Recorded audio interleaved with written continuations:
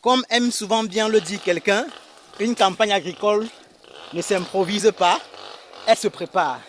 Je fais un big up à toi ici, Dems Agroforesti. Voilà, salut à vous qui me regardez et bienvenue sur Africa Contractor. Sur cette chaîne, nous parlons d'agriculture, d'élevage, d'agroalimentaire et tout ce qui concerne l'agro-pastoral. Alors, si une de ces thématiques t'intéresse, sache que tu es au bon endroit. Et pour cela, tu as deux choses à faire. La première, abonne-toi. Active la cloche de notification pour ne rater aucune de nos vidéos qui te parleront de l'agro-pastoral. Et la deuxième, partage au maximum cette vidéo dans tes différents groupes WhatsApp, Facebook, LinkedIn, Twitter et j'en passe. Installez-vous confortablement. Ce matin, nous allons parler de la préparation du site d'une campagne agricole.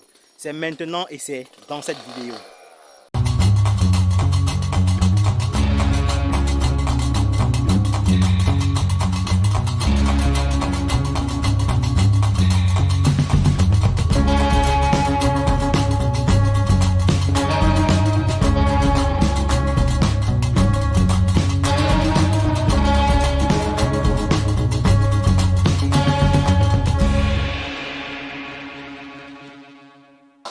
Une fois de plus, soyez les bienvenus. Alors là, vous pouvez entendre le son des tronçonneuses, les scieurs. Sachez que en activité agricole, surtout pour ceux qui prennent souvent les forêts, cette vidéo est vraiment centrée sur ceux qui ont des forêts vierges et qui veulent préparer leur campagne agricole. Ce matin, nous sommes là pour faire un petit contrôle de ce que l'équipe du sillage est en train de faire. Voilà. Déjà, sachez que pour ceux qui prennent les savanes, c'est facile. Parce que généralement, dans les savanes, on n'a pas trop d'arbres. Et ça se passe un peu facilement, la préparation du site. Maintenant, par contre, ceux qui prennent les forêts, je vais partager avec vous deux conseils hyper importants qui vont vous permettre de ne pas rater votre campagne agricole. Parce que sachez que l'abattage, désolé, hein, on est en forêt.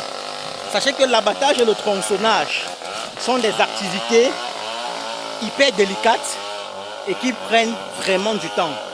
Donc le conseil que moi je vous donne premièrement, quand vous avez un terrain ou alors un site agricole qui a une forêt, le premier conseil que moi je vous donne, je vous recommande de commencer l'abattage et le tronçonnage au minimum 6 mois avant la campagne agricole. Et surtout, il faut aussi également observer la période de saison sèche.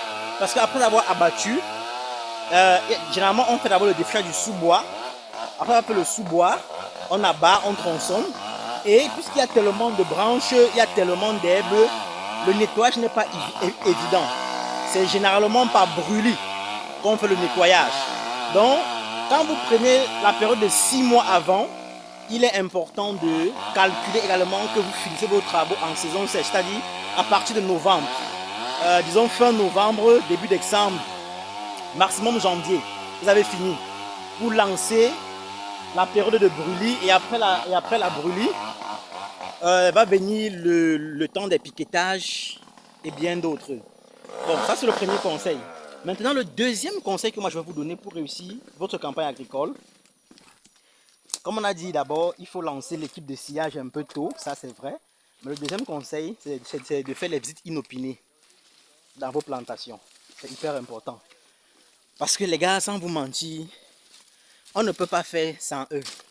Mais ce sont des gars qui ne sont pas faciles. Si moi, je connais 10 scieurs, 8 m'ont dérangé. Vraiment. Parce qu'avant, on disait que non, ce sont les anglophones qui sont honnêtes dans ces pays. Vraiment, je n'accuse pas une tribu, hein. Vraiment, non. Mais tous là, si que tu sois nordiste, anglophone, je ne sais pas, francophone, comme on aime dire au Cameroun, mon frère, il faut mettre la pression à ces gars.